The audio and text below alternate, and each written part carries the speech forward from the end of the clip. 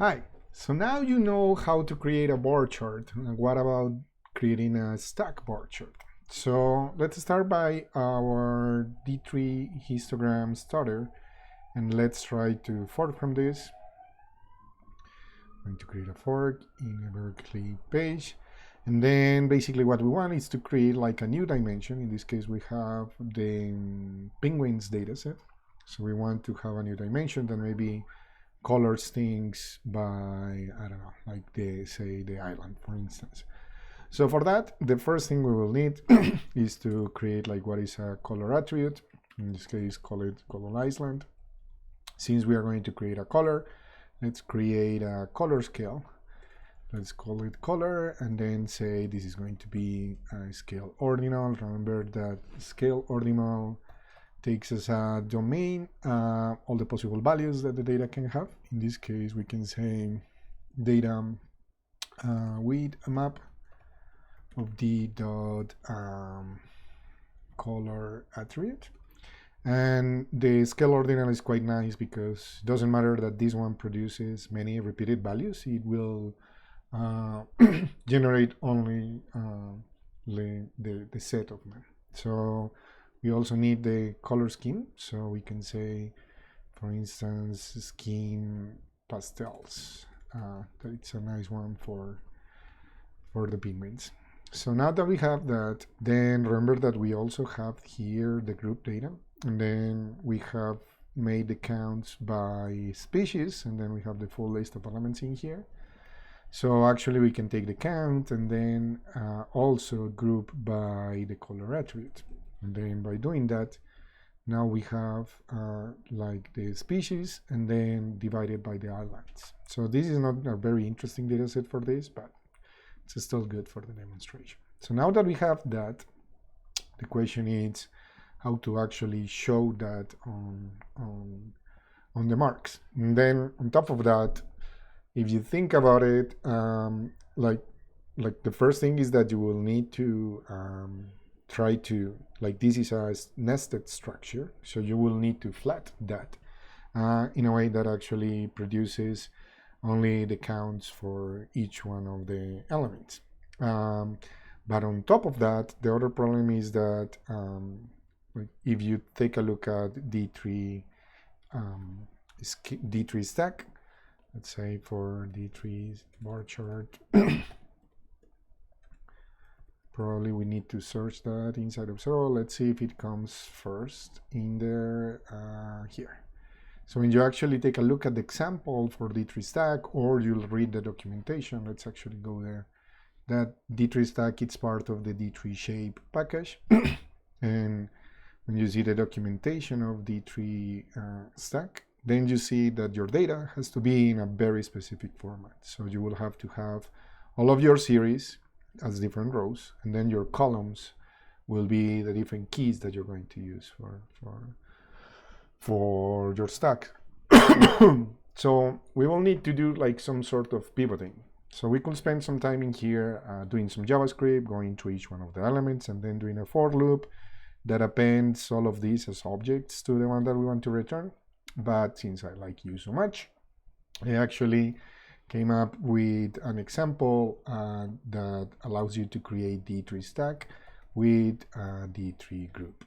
So if you go and search for this notebook, this one has this function that you can use to convert like a data set like the one we have, just passing what are the attributes you want to group by and what is the reducer that you're going to use. So we can come and add this in here, and then we can say, instead of doing this manually, then we can say like our table data, it's group to stack of my data with X attribute, comma, color attribute. And then just by doing that, since you don't need to pass the last one because that's the reducer, and since we are using just the counts, we actually get that. So that's good. Now we have this. And then you can apply something that it's called a layout in D3.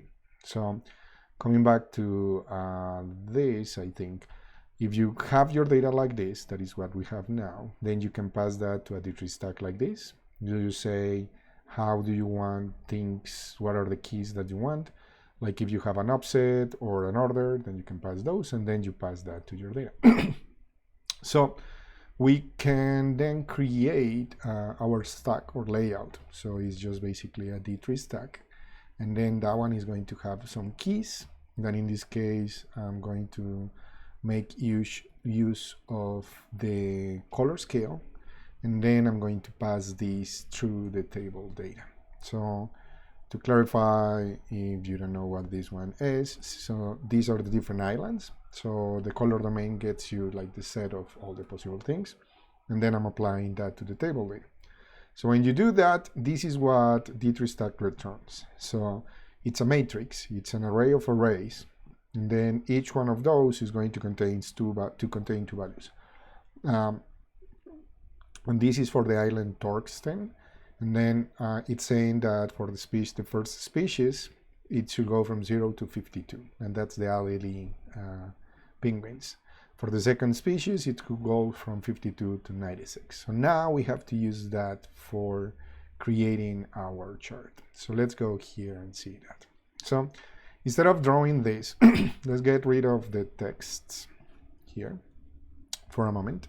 And then remember before we were using group data. Now we can use like the stack data here.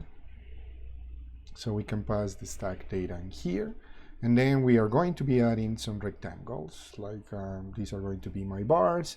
And then you start noticing the patterns, then basically like the species. So let's actually go, and instead of passing the full data, let's go only with the first one. So that's going to return this.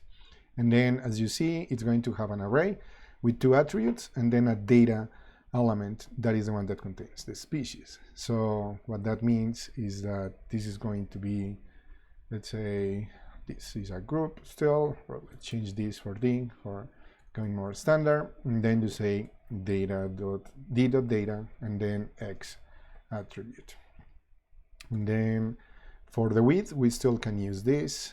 For the height, this is going to change a little bit because now we are not anymore using the one.length. That was like the full array of elements. In here, we are actually going to be using the numbers. And since we have the one, like we have where it ends and where it begins, then what we're doing is d sub 1 minus d sub 0. And then for where this thing starts, we can just say that it should start in d sub 0, I think, making sure that this is d2. So if we do that, then you can see now we have this one. Maybe we should have started in d sub 1. So now we have this element. Now my Y scale, it's completely off. So let's fix that. So I can come in here and the domain will be the stack data. And then that is an array. And then for each one of those, let's say with D as well, I'm going to return D sub 1, I think is what I want. That is like the maximum value. To check if this is working, remember you can always just do this. If you don't pass anything, then it will get you what is the result. So of course that it's failing, so let's think this through a little bit more. So for each one of these elements, it should be getting D sub 1. Probably I need to do, oh yes, so this will be for the series inside. So I actually need to take this one and then make sure that this one returns the maximum of D, where you do like E of E sub 1, because it's a nested structure. So hopefully, yes, that gets me what I want. And then my color it's showing properly, and I'm showing like the first series of those. And so actually the first island doesn't have any one of the second ones. And then the other thing we could do is that we can also change the color in here, but let's do that in a minute. So this will work for the first one. You can also do that for the second one. This will be the second one, and then this will be the third one. And then you can see they are going to stack them but I want to show them all. So instead of doing this, what I'm going to do is that I'm going to pass them all. But then this is going to be like a nested data binding. So in here, what I'm going to do is that I'm going to join that with a group. I'm going to call this a series. And then inside that series, let's put it in here, series. Then I'm going to do another select all for, in this case, the bars. So dot bar. And then I'm going to open the rectangle and then do this. The only thing I'm missing is what data binding I'm going to do with this select all. So unfortunately, Prettier is going to, oh, maybe I have that disabled. No, it's on. So now the problem is, what data are you going to pass for that? This one is a trick that took me a lot of time to understand. And the key of this is that when you think about anything that is below this, like for instance, if you were to say in here that this is going to be an attribute field or something, then this one, it's going to be like this datum. It's going to be like from the stack data, it's going to be all of this array, okay? And actually that's why I can actually use the key from that. So like this, I can kill a couple birds with this stone. So I can just say this is going to be d.key. Notice that I'm using key because that's what the stack is using. So this is going to be that. So this is an array that also has a key, and is this one. So when I say select all the bars, like this D, it's also going to be this one, but that returns an array. So because basically with the data attribute, if you read more about it, you can either pass new data or you can pass a function. If you pass a function, then it's going to use the data that comes from the parent. So this is a nested data binding. And what that is doing is that this is going to return 3 elements, that is going to create three rectangles for each one of the series so that we have, or the stacks that we have. And there we go, we actually get that histogram starter.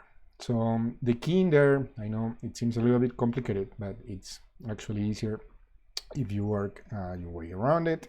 The key is knowing first to get your data into table format. So I use this function that I created for doing some sort of pivot. Like for instance, on Python, that will be very easy. So you can either do that or you prepare the data before showing it in the visualization.